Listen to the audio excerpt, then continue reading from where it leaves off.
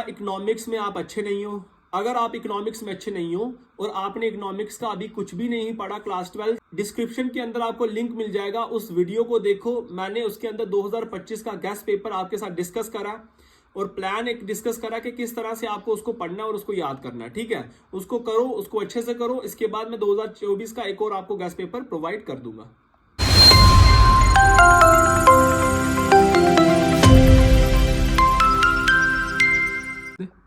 चले, hi viewers, welcome back to DNA classes Udhampur by Khan sir. तो जैसे कि आपका क्लास 12th वालों का नेक्स्ट जो है वो इकोनॉमिक्स का पेपर है, तो आज हम 2025 का आपका XYZ पेपर डिस्कस करेंगे। ये एक गेस्ट पेपर रहेगा आपके लिए और इसको आपको करना ज़रूरी है। होप सो आपको कम से कम 40 से 50% इसके अंदर से आपको देखने को मिलेगा। What type of science is economics, कहता है किस तरह की साइंस जो है इकोनॉमिक्स होती है। इसमें आपका क्या आएगा, पॉजिटिव भी और नॉर्मेटिव भी। ठीक है, economic problem mainly arise due to, economic problem आपको पता होना चाहिए। आपका जो क्लास 12 है उसके अंदर दो किताबें हैं, एक माइक्रो है, एक क्या है मैक्रो है। एक माइक्रो है, एक मैक्रो है। माइक्रो आपकी डील करती है इंडिविजिबल के साथ। ठीक है, जैसे आपके पापा कोई राशन ला रहे हैं, आपकी फीसें दे रहे हैं, आपकी स्कूल की फीसें दे रहे हैं, वो माइक्रो के अंदर इंडल्ज होगा। और मैक्रो के अंदर आपका आएगा जैसे स्टेट जो है वो कोई इनकम जनरेट करके दे रही है आपको, वो सारा का सारा जो है मतलब लार्ज अमाउंट के ऊपर जो अमाउंट आ रहा है। ठीक है, तो माइक्रो ये इकोनॉमिक्स प्रॉब्लम मेनली अराइज होती है वो कहाँ, ऑल ऑफ दीज। उसके अंदर स्कार्सिटी होती है, कमी ऑफ रिसोर्सेज, अनलिमिटेड वांट्स होती है, चाहते हैं ना, हम चाहते हैं कि हमें वो चीज़ भी मिल जाए, हम चाहते हैं हमको एक बड़ी हाई फाई गाड़ी भी मिले, बड़ा हाई फाई घर भी हो, है ना, हर एक चीज़। तो वांट्स है वो। एक पेन आप अगर 50 रुपये का लेते हो और एक 10 रुपये का लेते हो, काम उसने वही करना है, वो आपकी वांट है ना। Alternative uses of resources, all of these इसके अंदर आएगा। ये इकोनॉमिक प्रॉब्लम होता है जब आपके पास पैसा नहीं होगा और आपकी ख्वाहिशें बहुत ज़्यादा होंगी, तो वो all of these. Want satisfying power is known as utility. Which of the following is determinant are demand, तो ये क्या आएगा इसके अंदर, taste, price of goods, income of consumer, all of these आएगा। Demand curve of a firm upper perfect competition is perfectly elasticity, ये सही है गलत है, ये ट्रू है। What When income of buyers rise, equilibrium price जो होता है, जब इनकम जो होती है, बायर कौन हो गया, बायर हो गया खरीदने वाला। जैसे हम जा रहे हैं दिल्ली के अंदर, मैं अपनी दुकान के लिए जो है वो चीज़ें खरीद रहा हूँ, तो मैं बायर हूँ। बायर राइज, इक्विलिब्रियम जो होगा वो क्या होगा आपका false. Income from export is a part of net factor income form of abroad, abroad क्या हो गया, बाहर की जो इनकम है वो क्या करेगी, फॉल्स है। रीमिटेंस ऑफ NRI, ये वर्ड आपने सुना होगा, जैसे इंडिया के जो लोग हैं और वो बाहर जाके रहते हैं, उनको हम क्या कहते हैं, NRI is a part of our national income, so false. उनकी नेशनल इनकम में हम काउंट नहीं कर सकते क्योंकि वो दूसरी कंट्री के अंदर जा रहे हैं। NRI होता ही वही है कि जो वो रह रहा है, उसकी जो है तो वो इंडिया का, मतलब उसकी जो क्या बोलते हैं ना, एक वीज़ा, ये हर एक चीज़ बनाना पड़ता है, उसको कुछ नहीं बनाना क्योंकि नागरिकता बोलते हैं ना, नागरिकता हिंदी मेरे को थोड़ी कमज़ोर है, मगर वो कहाँ है, उसकी बाहर की है। ठीक है, उसके बाद क्या है, उसके बाद dash market deal with current sale and purchase of foreign exchange, तो spot. Balance of trade include of visible term, ये सारी आपकी क्या, आपको पता है कि 10 आपको क्या आते हैं, MCQs आते हैं। ठीक है, क्लियर है, 10 आपको MCQs आएंगे। और अगर मैं आपको कोशिश करूंगा कि एक और पेपर करवाने की, क्योंकि आपके पास अभी 1-2 दिन का टाइम है, तो एक पेपर आज मैं 2025 का आपको करवा देता हूं, कल या परसों आपको 2024 का गेस्ट पेपर आपको प्रोवाइड कर दूंगा। ठीक है, why PPC is concave to origin, पहला क्वेश्चन आप देखो और इसकी आपको डायग्राम भी बनानी है, यही चीज का याद रखना। इस तरफ आपका गुड्स Y रहेगा, इस तरफ आपका गुड्स जो है वो X रहेगा। Give 2 exception of law of demand, law of demand की 2 एक्सेप्शन आपको बतानी है। इंपॉर्टेंट, मोस्ट इंपॉर्टेंट क्वेश्चन है, आपको हर बार देखने को मिलता है। In which period law of variable proportion operate, most important question. What cause of movement along a supply curve of a goods, देखो जो लॉन्ग आंसर आपके रहेंगे ना वो ऑलमोस्ट आपके रिपीट होते हैं, लॉन्ग आंसर रिपीट होते हैं, मगर जो वेरी शॉर्ट आंसर होते हैं ना वो ऑलमोस्ट, जैसे अगर आपको जितने भी क्वेश्चन आएंगे, देखो आपको 10 क्वेश्चन आपको ये वेरी शॉर्ट आंसर आते हैं, तो 20 नंबर का आपका वेरी शॉर्ट हो गया। इसमें से 4 से 5 आपको रिपीट मिलेंगे, बाकी सारे क्वेश्चन आपको न्यू मिलेंगे। ठीक है, तो ध्यान रखना, what cause the movement along supply curve of goods. ठीक है, उसके बाद जो है, उसके बाद आपका क्या है, in which market from AR MR form always equal, ये चीज आपने पढ़ी होगी अपने पूरे साल के अंदर, जिसने इकोनॉमिक्स को अच्छे से ध्यान से देखा होगा। और जिसने अगर इकोनॉमिक्स का कुछ भी नहीं पढ़ा, बुक खोली नहीं पूरी साल, तो एक काम करो, 2025-2024 का जो गेस्ट पेपर दे रहा हूं अच्छे से जाओ, अच्छे से याद करो, आपका काम हो जाएगा। What is cash reserve ratio क्या होती है, what primary function of money, और name the two component of LRR, CRR और SLR, cash reserve ratio, stationery liquidity ratio. Give two example of non tax revenue, give the formula of calculating GNP, क्या होता है ये, इसका formula भी आपको याद होना चाहिए, मल्टीप्लाई बाय 100, ठीक है।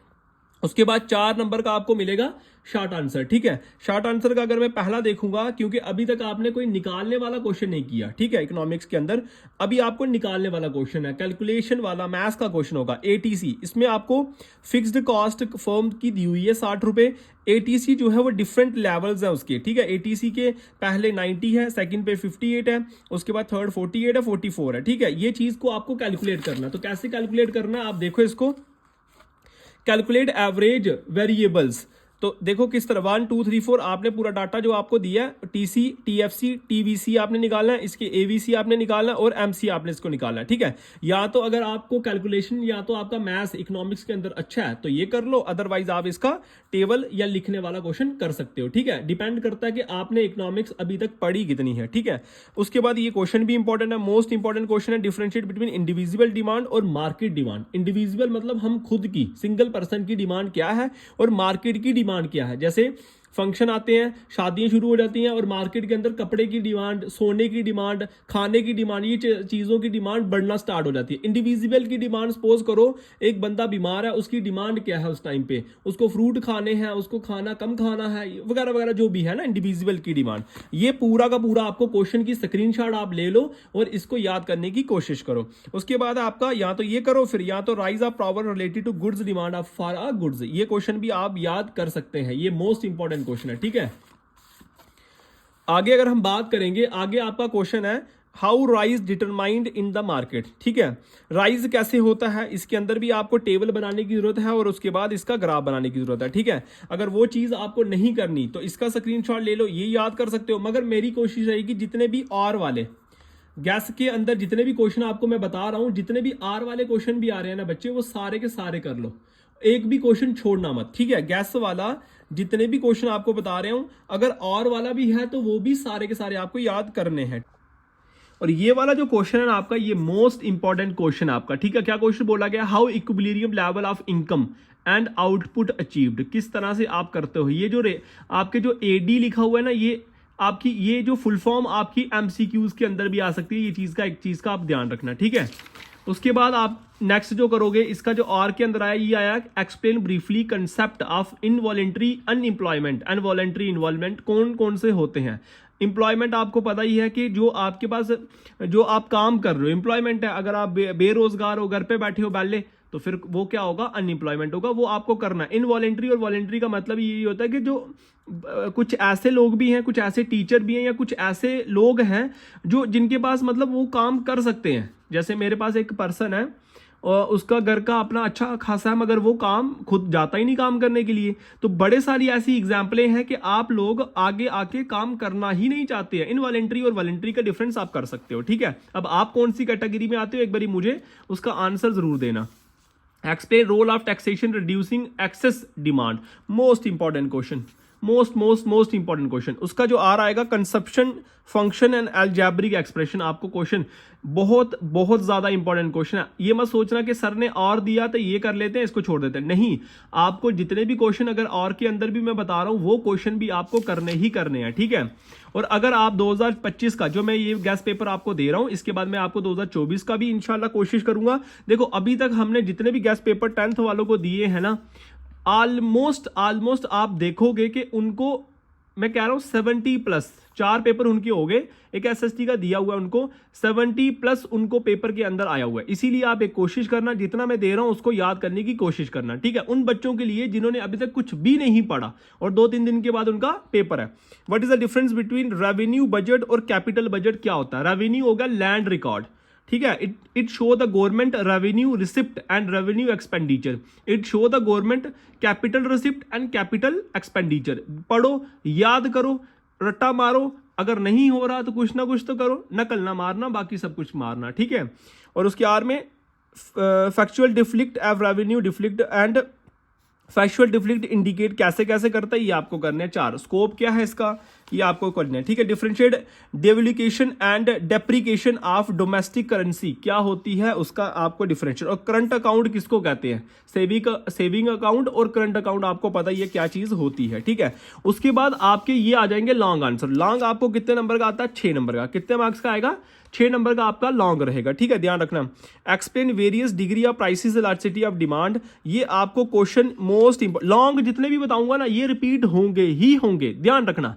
लॉन्ग आंसर तो कोई भी नहीं छोड़ना, वेरी शॉर्ट छोड़ सकते हो, शॉर्ट आप छोड़ सकते हो थोड़े से अगर आपका मन करता है, मगर लॉन्ग आंसर पूरे के पूरे करके जाना। इसका स्क्रीनशॉट उठा लो आप और अच्छे से इसको याद करने की और इसकी डायग्राम अच्छे से याद करने की कोशिश करो, ठीक है। आगे अगर हम देखेंगे तो आगे जो नेक्स्ट देखो, इसकी अब वेटेज ज्यादा है, ठीक है। तो state explain law of dimensioning marginal utility आपको करना है, ठीक है। डायग्राम्स सारे लॉन्ग आंसर में टेबल भी बनेगा और आपकी डायग्राम भी बनेगी, ठीक है। इसके आर में जो क्वेश्चन आएगा वो क्या है आपका, डिफरेंशिएट बिटवीन। 2 पार्ट्स दिए हुए हैं और दोनों पार्ट आपको अच्छे से, ये पहला पार्ट आ गया, क्या पार्ट है ये, extension of supply, increase in supply. उसके बाद आपका contraction of supply and decrease in supply, ये मोस्ट इंपॉर्टेंट है, इसका आपको डिफरेंस भी लिखना है, फिर आपको इसका ग्राफ भी बनाना है, ठीक है। उसके बाद जो इसके आर वाला क्वेश्चन दिया गया है वो क्वेश्चन है आपका कि why what is elasticity of supply. Elasticity of supply क्या है और उसको मेजर कैसे करते हैं, और वो भी किसमें, परसेंटेज में।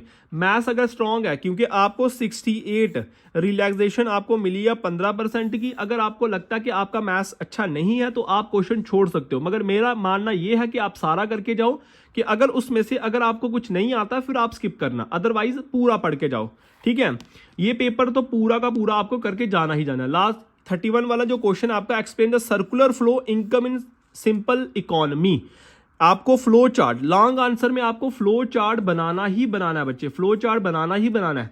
ग्राफ बनाओ, फ्लो चार्ट बनाओ, कोई टेबल बना दो, वो चीजें करोगे तो आपके मार्क्स अच्छे आएंगे, ठीक है। ये आपका है अभी लास्ट उसके आर वाला बोला गया, income method of measuring national income. एक क्वेश्चन आपको न्यूमेरिकल वाला आएगा, वही मैथ्स वाला आएगा, बाकी आपके सारे जितने क्वेश्चन होंगे लॉन्ग में वो सारे थ्योरी वाले रहेंगे, ठीक है। तो इसका स्क्रीनशॉट, अभी हमने जो बात करी वो हमने सेट एक्स की बात करी, ठीक है, सेट एक्स की बात करी, अच्छे से इसको करके जाना आप लोग।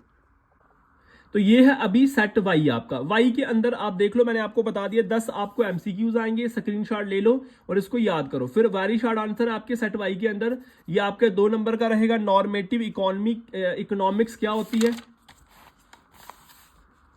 उसके बाद आगे जो क्वेश्चन है आपके, question number 13, question number 14, 15, 16, 17 most important question है, ठीक है, मोस्ट इंपोर्टेंट क्वेश्चन है। बाकी आपके सेट एक्स के अंदर आपको मिल जाएंगे इसके, ठीक है। उसके बाद हम बात करेंगे सेट जेड की। सेट जेड के अंदर 10 कम से कम आपको 30 एमसीक्यू तो इस गैस पेपर से ही मिल गए। तो अच्छे से गैस पेपर के अंदर जितने भी एमसीक्यू है, फिलअप है, ट्रू फॉल्स है, उसको अच्छे से करके जाओ। और उसके साथ साथ आपको जितना भी इसके साथ साथ मैंने आपको जितने भी वेरी शॉर्ट आंसर दिए हैं वाई सेट के और जेड सेट के, वो सारे करके जाओ और वीडियो को लास्ट तक देखो, क्योंकि मैंने आपको कह दिया, मैंने जितने भी अभी तक एक्सपेक्टेड क्वेश्चन आपको प्रोवाइड करे हैं या गैस पेपर आपको प्रोवाइड करे हैं वो किए हैं, जिसमें से कम 40 to 50% तो आता ही आता है, ठीक है। तो हमारी कोशिश यही रहेगी कि हम आपको अच्छा मटेरियल प्रोवाइड करें, ठीक है, क्योंकि बहुत सारे, ये वीडियो बनाने का मोटिव यही था कि बहुत सारे बच्चों ने अभी तक कोई तैयारी नहीं करी है और 80 में से अगर बच्चों ने अभी तक कुछ भी नहीं पढ़ा, कम से कम 40 तो वो पास तो हो ही जाएंगे, ठीक है। चलिए।